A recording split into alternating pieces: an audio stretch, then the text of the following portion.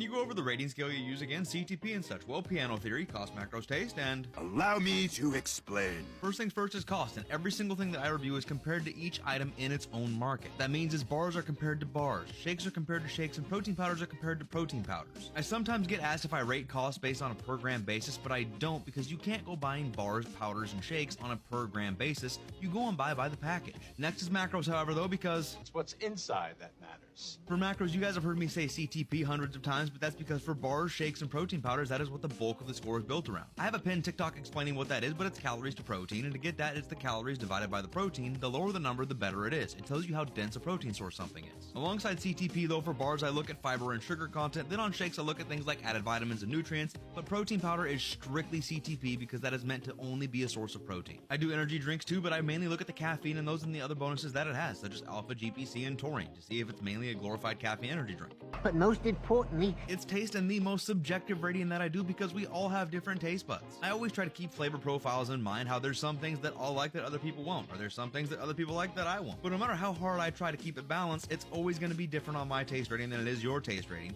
Because if we all like the same things, we'd be eating the same things. And honestly, that'd be kind of weird.